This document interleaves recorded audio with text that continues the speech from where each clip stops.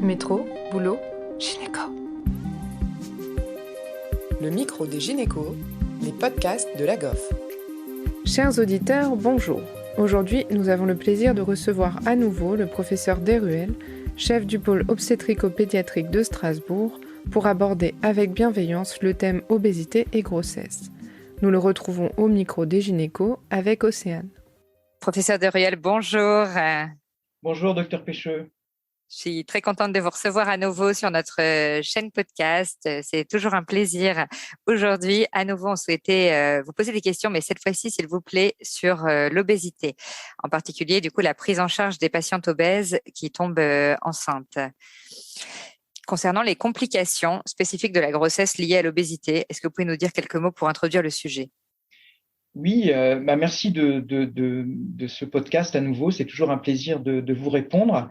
Alors, il n'y a pas de complications spécifiques. Et ce qu'on sait, c'est que l'obésité augmente le risque de complications qui vont de l'infertilité jusqu'à, on en reparlera tout à l'heure, des complications à plus long terme. Donc, il y a l'infertilité, il y a l'augmentation évidemment des complications de la grossesse, le diabète gestationnel, l'hypertension artérielle, la prééclampsie.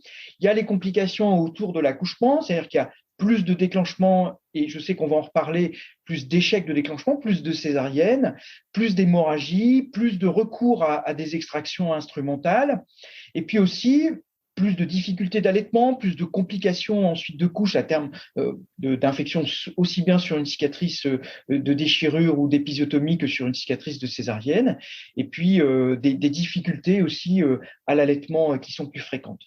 Ce qu'il faut voir, juste un mot, c'est que c'est seulement x2, x3. C'est ça qui est compliqué, parce que la femme obèse, elle ne se sent pas malade. Alors après, il y a l'obésité très sévère, mais qui est un peu moins fréquente en Europe qu'aux États-Unis. Donc c'est x2, x3. Donc c'est un problème de santé publique, c'est un problème d'une façon générale sur une année pour une maternité.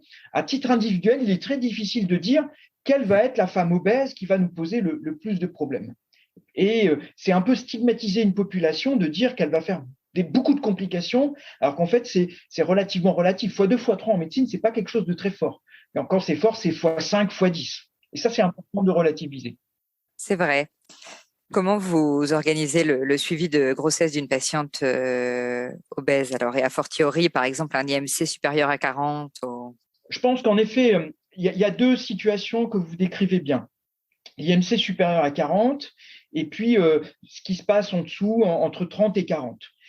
Dire qu'on va faire une prise en charge spécifique de toutes les femmes obèses, en tout cas en termes obstétricales, ça ne se justifie pas forcément. Entre 30 et 40, il faut essayer de bien dépister les complications.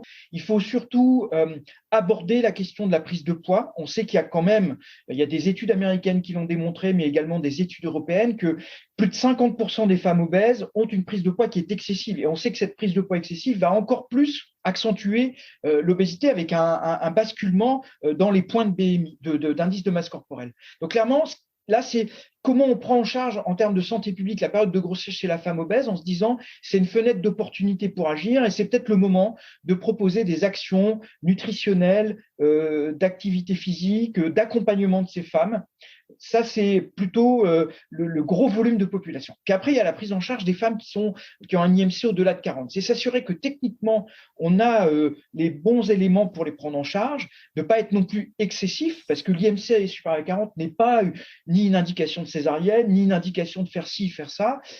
C'est vraiment bien les accompagner et d'avoir une équipe qui est pas en difficulté, qui en même temps ne sombre pas dans la grossophobie, reste dans l'empathie, avec des femmes qui, c'est vrai, nous font médicalement un petit peu peur. Et donc, c'est cette nuance qu'il faut toujours garder, bien dépister les complications, ne pas trop médicaliser parce que ça ne se justifie pas, et puis s'adapter à un morphotype qui, il est vrai, nous met en difficulté, et donc avoir les moyens techniques de bien s'occuper de ces femmes, d'avoir un échographiste qui peut conseiller son équipe sur les moyens de faire des bonnes échos chez la femme obèse, etc., d'avoir des tables adaptées, du matériel adapté pour une césarienne. C'est ça qui est le plus important. Et puis pour les échographies, du coup, on n'hésite pas à les réitérer, c'est ça, pour Clairement. Pour se rassurer. C'est un petit peu plus long de faire une échographie d'une femme qui a un IMC supérieur à 40, mais à un moment, il faut savoir s'arrêter. Si j'y arrive pas, le bébé n'est pas bien positionné, je bouge la maman, je passe par le creux inguinal, je la mets sur le côté, un côté puis l'autre. Si au bout de 30-35 minutes, j'arrive pas à voir mon cœur, j'essaye de passer par l'ombilic, ben, c'est pas grave. Il a été démontré dans la littérature qu'il ne faut pas prolonger l'examen. En revanche, il faut répéter les examens. Et ça, à ce moment-là, on arrive au final à avoir une échographie complète sur plusieurs examens. C'est aussi pour ça que c'est mieux de répéter les examens avec la même personne parce qu'elle se souvient de ce qu'elle n'a pas vu la fois d'avant. Alors, ce n'est pas toujours facile dans nos équipes, mais il me semble que c'est un élément qui peut être intéressant. Bien sûr. Et concernant le terme d'accouchement, est-ce que vous pensez qu'il y a un intérêt à l'avancer, on va dire, enfin, à provoquer l'accouchement avant le terme dépassé chez une patiente en fonction de son BMI? Non, pour moi, la réponse est non. Là, clairement, il n'y a pas de raison, en raison du BMI, de provoquer un déclenchement. De manière systématique. Seulement si elle présente une complication spécifique qui le justifie, un retard de croissance ou une prééclampsie, etc. On va reparler du déclenchement. Quand on déclenche une femme obèse, et en particulier si elle est nullipare et qu'elle a des mauvaises conditions cervicales, on multiplie là par 3 son risque d'avoir une césarienne. Donc clairement, si on déclenchait systématiquement, on sait qu'on augmenterait probablement le taux de césarienne dans cette population.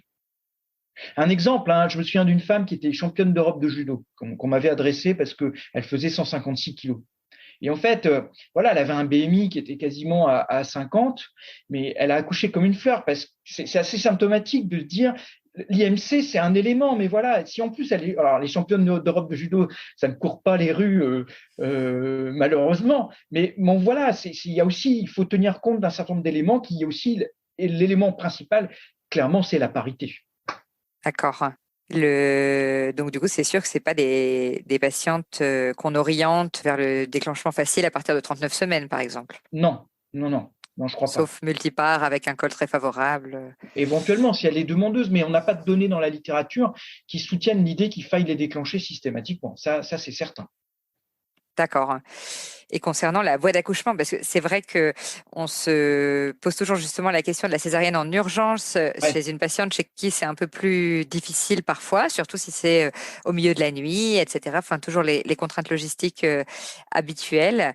En tout cas, bon, 3 ou 4 fois plus de césarienne, mais quand même un intérêt toujours à favoriser la voie basse.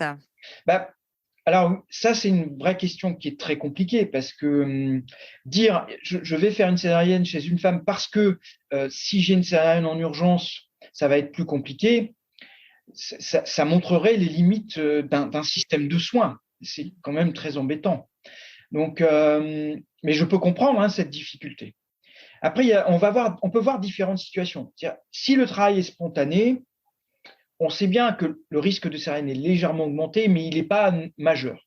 En revanche, si on prend une patiente nullipare qui doit être déclenchée à terme avec des conditions obstétricales défavorables, peut se poser la question de lui donner l'information qu'elle a une chance sur 2 d'avoir une césarienne.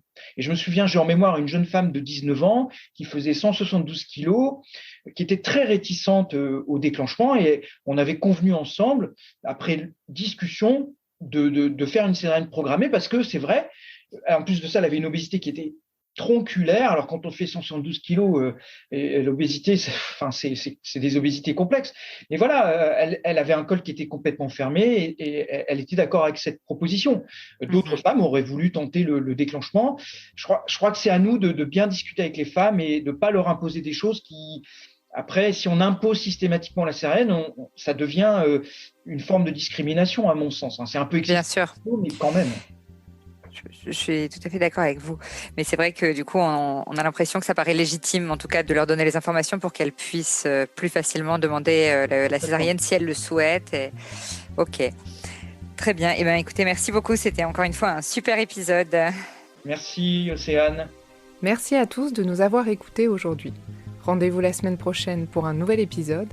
Vous retrouverez toutes les ressources et références de ce podcast dans la description et surtout, n'hésitez pas à vous abonner à la chaîne, à lui accorder 5 étoiles, voire même à en parler autour de vous. Métro, boulot, gynéco.